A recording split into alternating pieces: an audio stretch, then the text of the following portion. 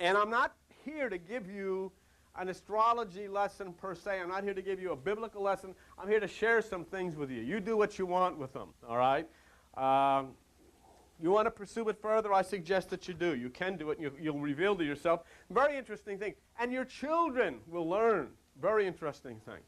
Because here you can take the Bible and go and confirm the Bible, not in a church or in a Christian bookstore, but go to the planetarium.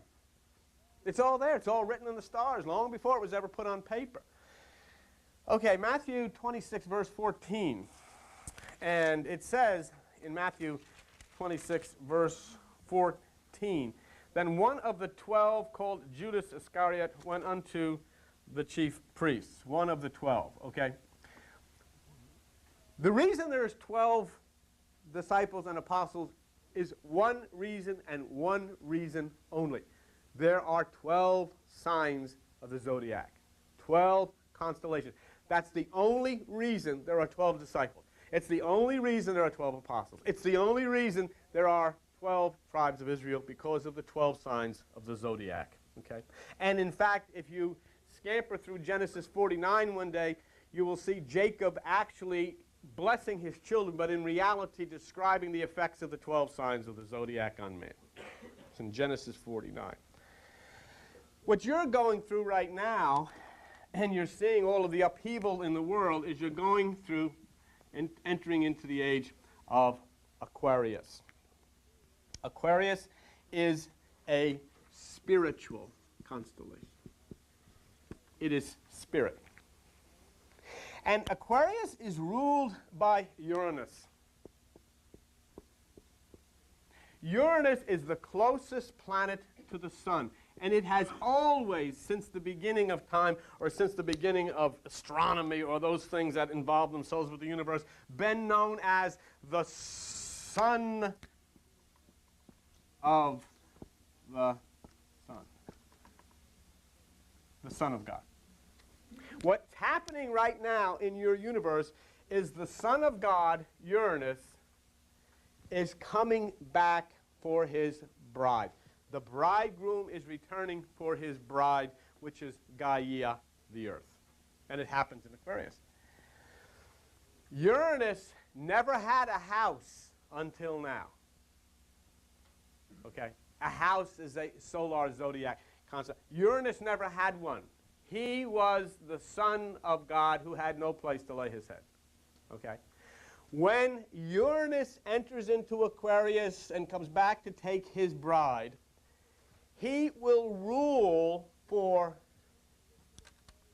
1,000 years. 1,000 years Uranus will rule as the sun passes through one half of Aquarius.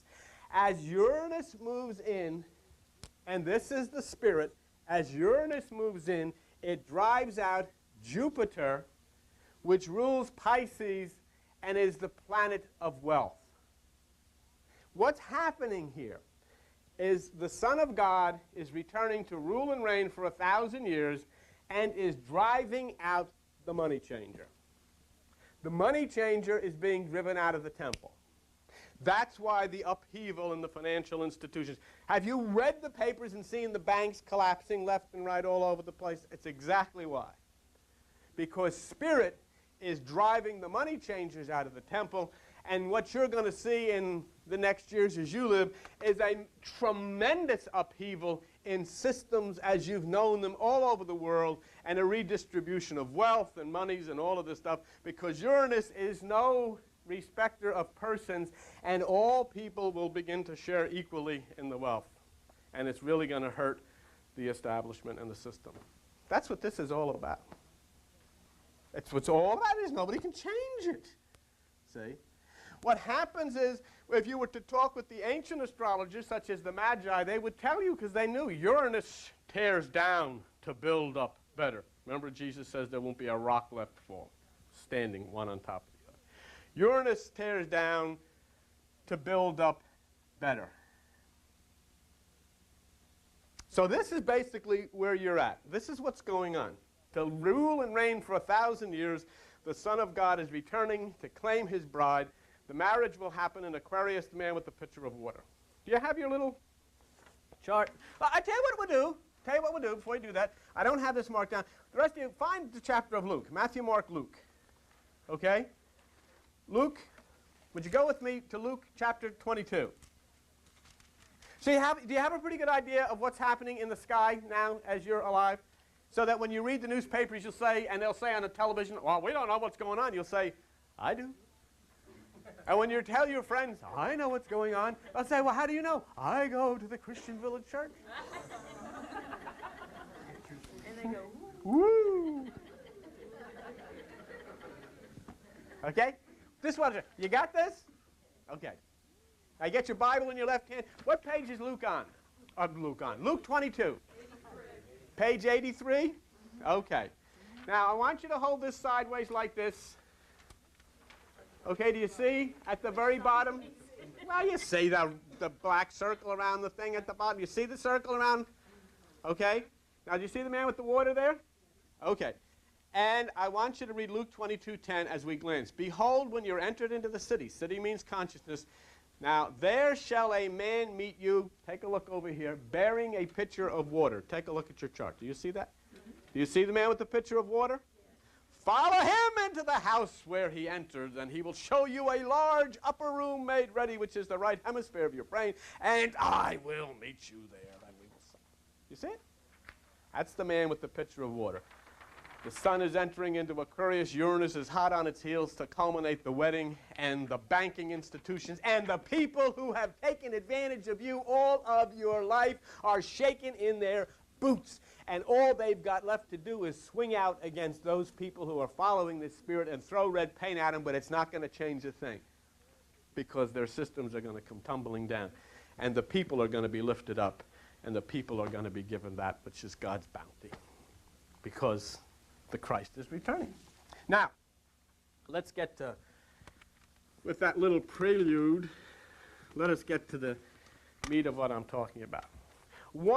Matthew 26, where we were, page 28. Matthew 26. You see what I just told you, you don't have to say, well, that's what he said. You can go to the planetarium, and the man there will show it to you. It doesn't require me to tell you about this. You can go to, this is happening in the universe today. All right? And this is what's happening. The banking institutions, the financial institutions all over the world. It's not just happening in Russia. It's happening right here. Right here. And it's just the beginning of it. Okay. Right here. And you're going to be free. You are going to be set free. Uranus redistributes the wealth because Uranus does not say, well, he's a Wall Street broker. He should get it all. Uranus says, now, give some to Don. Thank you. Give some to Mary back there. That's what Uranus says. This is a great time. This is an exciting time. But remember, your religious institutions are built on capitalism and communism. Money and don't say nothing. And they're going to shake from this. And they're not going to take it easy, as you can see. But that's the way it is. Yes? Hold it. this morning on No, one of you those, can't do that on please. Oh, please, don't put me on TV after all. This morning on one of, yes. Yeah. This morning on one of those talk shows, there was, you know how they have the captions underneath people's names, and it said, reformed yuppie. You know, underneath, and how, it was funny, but how she has decided not to strive for the money anymore, but whatever purchases she makes and however she makes her living is according to how it affects the earth and how it affects her life, and you know, really to the higher happiness rather than just money, money, money. That's right, and that's exactly what's happening. That is exactly. But see, the large institutions, the large part of the system will not give that by their own self. They're not going to give it back. But Uranus is going to take it. And Uranus is going to take it, and Uranus is going to take it from them and give it to you. That's God's promise. So this ain't so bad after all, is it? Okay. One of the, Matthew 26, verse 14, where we're at, okay? Matthew 26 and verse 14. Okay. And one of the 12 called Judas Iscariot. Judas Iscariot represents the constellation, always has, everybody knows it except the constellation Scorpio. Who drew the Last Supper? Leonardo da Michelangelo, or what was his name? Leonardo da Vinci.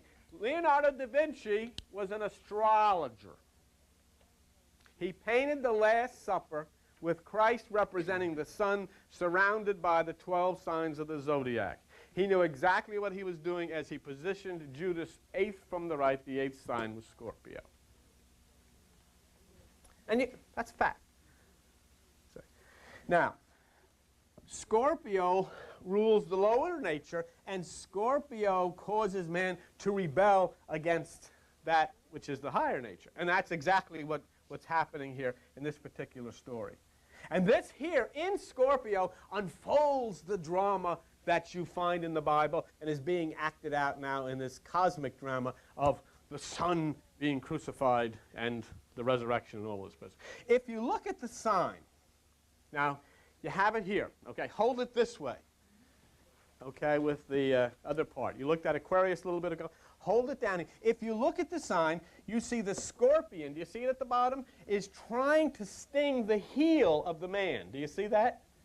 Okay. Now turn it upside down. Just turn it right upside down. At the same time, you'll see the man bruising the head of the adversary, Draco, the dragon. Do you see that? Does everybody see it? Because I want you to see it. If you look in this constellation, you'll see the scorpion stinging the heel of the man, and you turn it over, you'll see the man treading on the head of the serpent. Okay? Everybody got it? Okay? That's where the Bible was written. He will sting your heel, you will bruise his head. Okay? All right. Now, while you're looking at that, I want you to go with me to page 2 in the Bible, which is Genesis chapter 3. Genesis chapter 3, and we'll go to verse 15.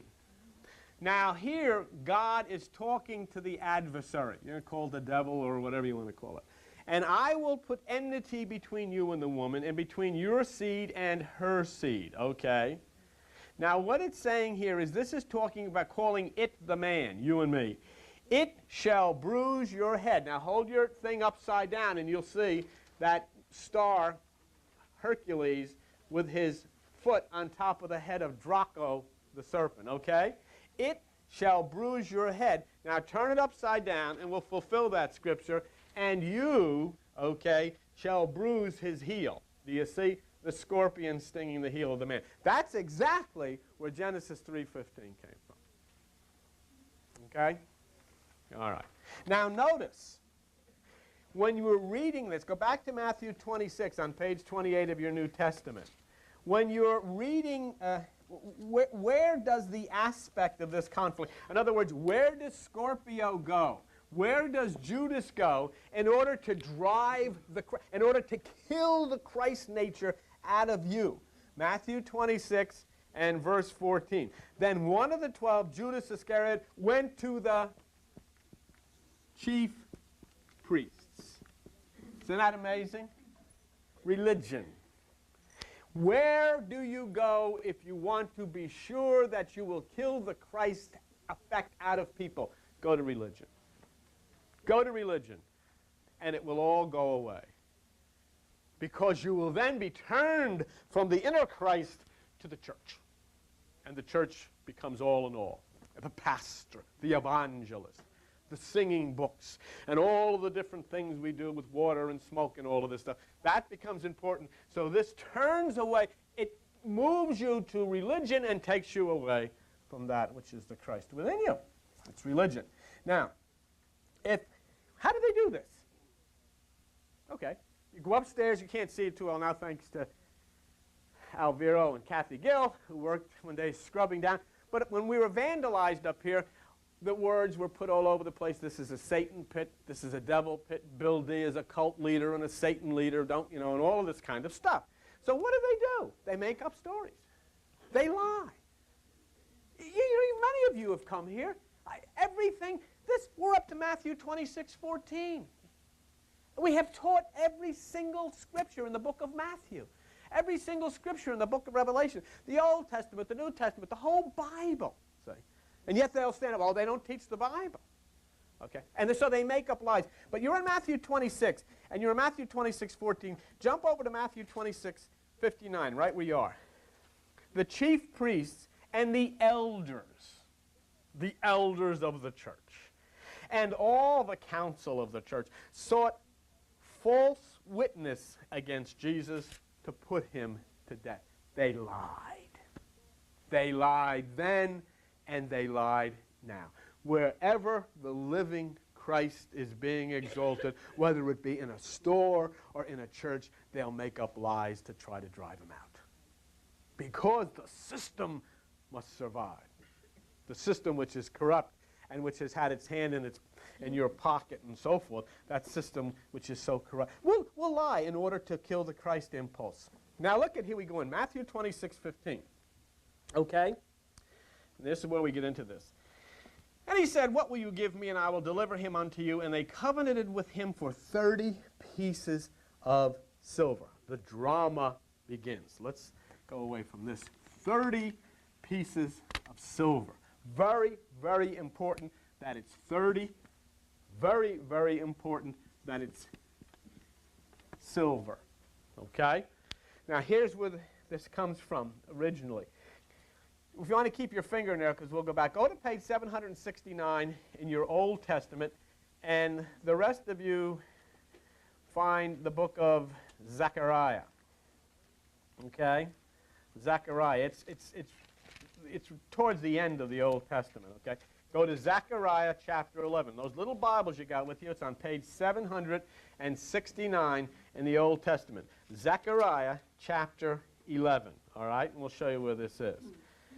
See, you don't want to say, well, this is a fulfillment of the Old Testament. You want to say, why 30? Why 30 pieces of silver? Zechariah chapter 11, and go to verse 12. Okay? And I said unto them, if you think good, give me my price, and if not, forbear. So they weighed for my price 30 pieces of silver. Okay? 30 pieces of silver. The 30 pieces of silver are the 3 decans of the constellation Scorpio. In every constellation, there are 30 degrees. Okay? There are 3 what they call decans. Decan means 10. 3 decans, 30 degrees. You have 12 constellations. 30 times 12 is 360 degrees, and that's what that's all about. So there are 30 degrees, or 3 decans in that. Silver represents in mysticism the moon, which represents consciousness. Okay? So here we have the 30 degrees of Scorpio brought into the picture as it relates to that which is human consciousness. And what will happen here is when the effects of the 30 degrees of Scorpio, human consciousness, are felt, there will be a rebellion against that which is the higher from that which is the lower. The struggle goes on. Tremendous struggle goes on. And Scorpio plays out the drama beautifully as it applies to the mind. Okay? Now, who are the 3 decans? Who represent? You got 3 decans, which means each decan is 10 degrees. You've got 10 degrees 1, 10 degrees 2, 10 degrees 3 equals to 30 degrees, which equals to 30 pieces of silver. Who are they? Take a look at your sign there, okay? And if you look at it, do you see the man with the serpent? He's struggling with the serpent right above the scorpion. All right, that's O-P-H-I-U-C-H-U-S.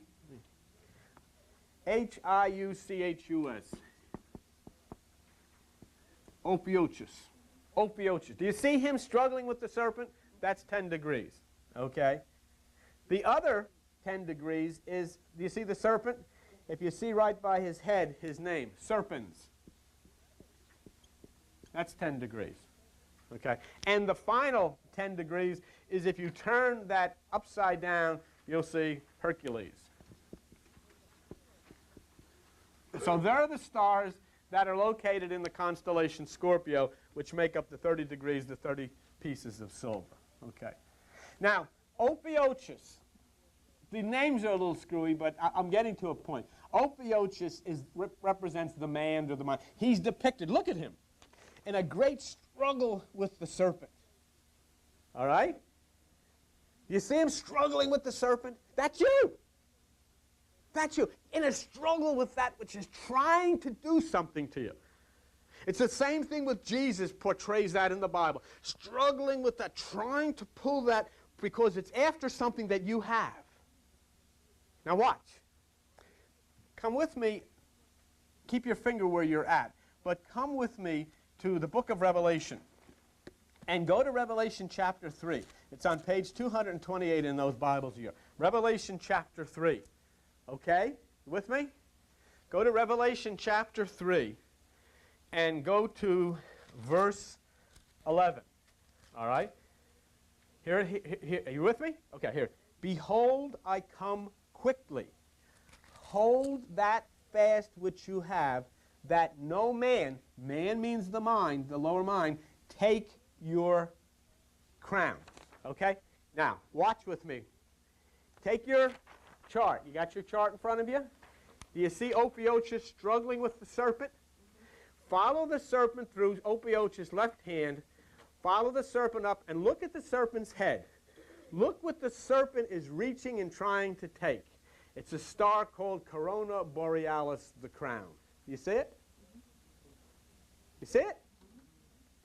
That's the drama. That's the drama of Scorpio. It's the drama of the Bible.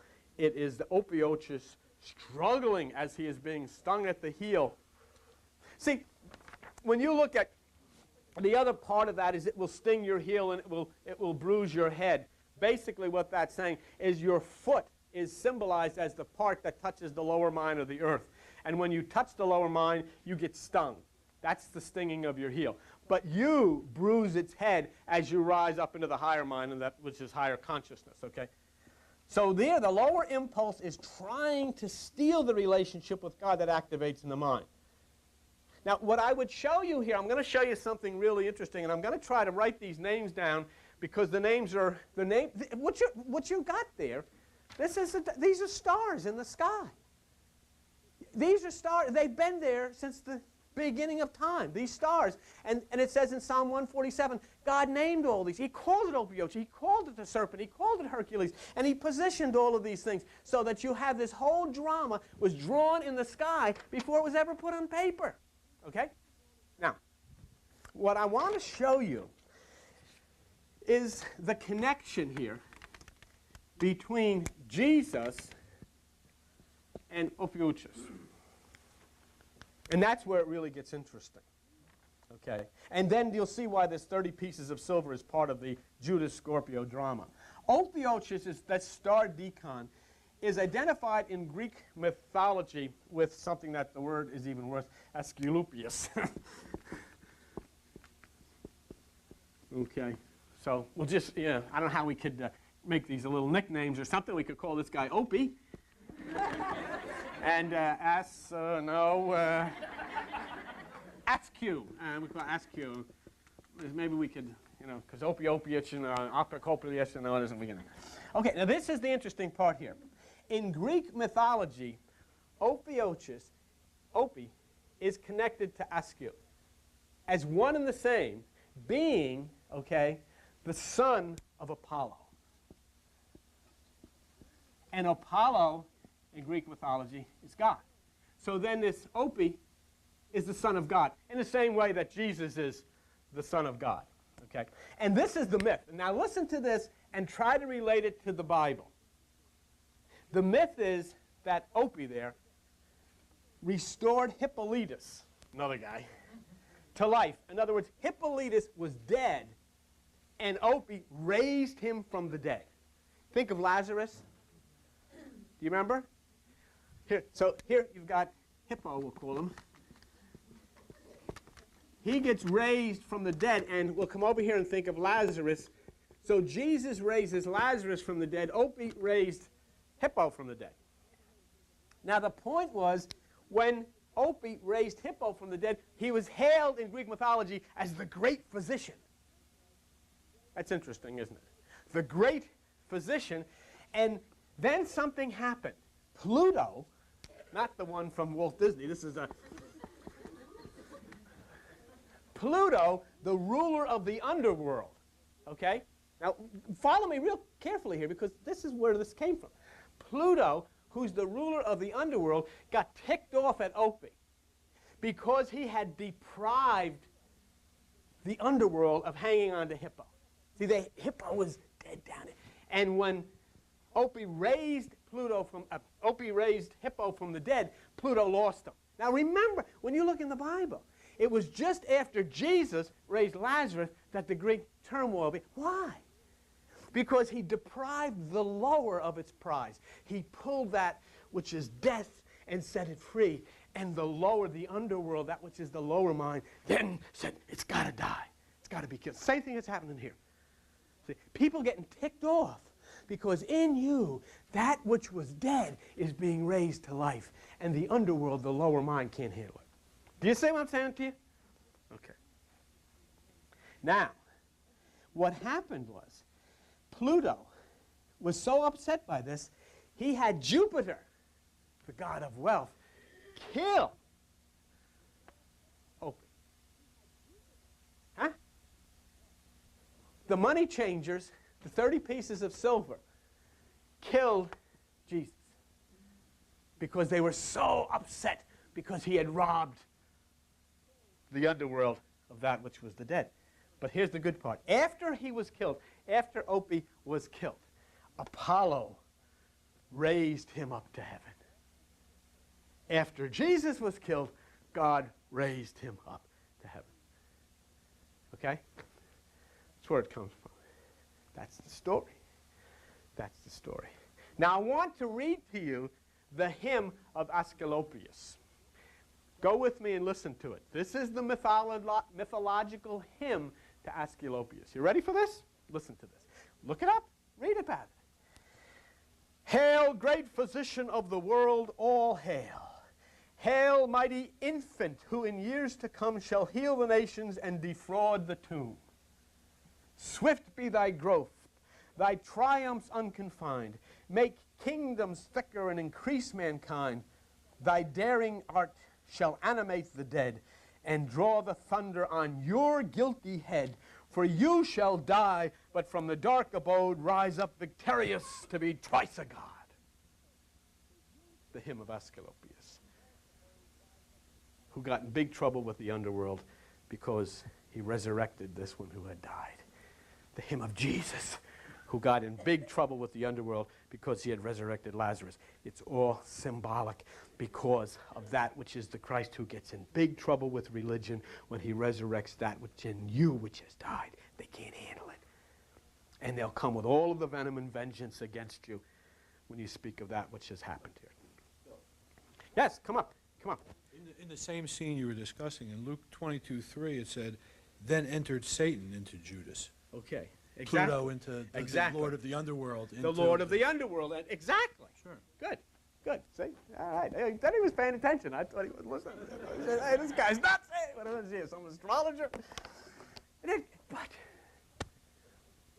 what is to be afraid of understanding that you live in the Sistine Chapel, that Michelangelo created in a building, but the universal natural God created the heavenly ceiling above your earth. And he drew the whole story. The whole story's always been there for you. And it says, and we won't keep it too much longer, but it says in Matthew 26:16, from that time on, thought you were done, huh, Don?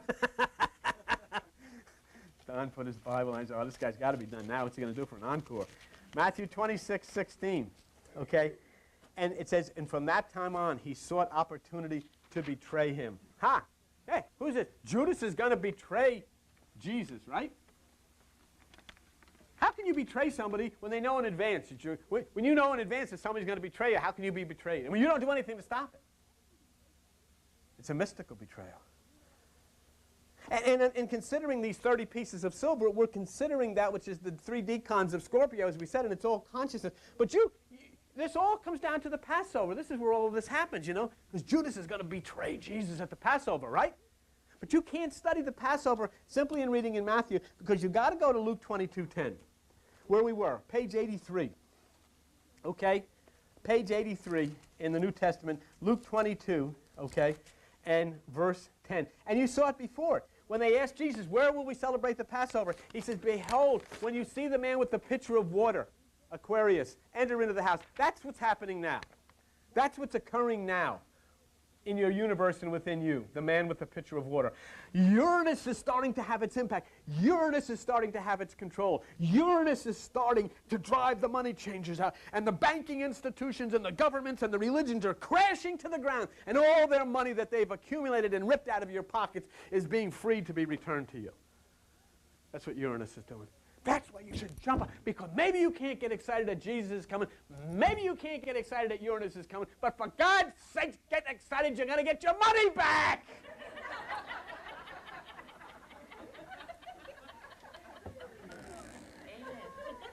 Ain't that great? You can pay off the mortgage and everything.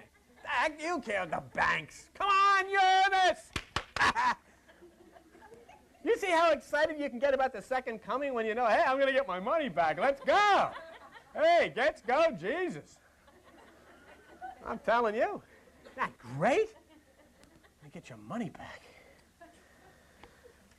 But you see, in the Passover, in Luke 22, see, if you look in Luke 22, verse 23, where the heck am I? Luke 22, verse 23, it said, after the thing was, when Jesus said, the guy I give the sop to, it says, they began to inquire among themselves which of them it was that should do this thing. Nobody ever knew. But look now, as to the identity of this Judas, John 13, and I'm really closing into the end of this thing. John 13, and that's page 103. You don't have to do too much more. John 13. You with me out there in television land? A little normal Sunday morning church service here. John 13, verse 26. Here is Jesus saying, here is the guy that's going to betray me. Now, why doesn't he just come over and say, you see this guy with the yellow shirt on? This is the nudnuk that's going to do it. The fakak, after everything I done for him, what's he going to do? He's going to give me all of this grief. Oi. He didn't say that. He says what? What does he say? John 13, verse 26. He says, it is he whom I will give a sop when I have dipped it. Not a sap. He didn't call him a sap. He says, the guy I give the sop. Look that up when you get home. Look it up in Webster's dictionary, the word sop. S-O-P. Sop means to dip bread in gravy and eat it, okay? But you'll also find that sop means asking a favor of one who is in authority. It is a conciliatory bribe or a gift. Judas was the treasurer. He was the only guy in that bunch that Christ could trust to do what he was told to do. So he was telling the one in authority, it's you, pal. You've got, you know why? Because in every single one of you, there has to be a Judas who will allow your flesh to be killed so you can be set free to become Christ. Okay? So he said yes. He gave him the sop. And then, Judas went out and killed himself. That's not exactly a kind of a guy who was planning a betrayal.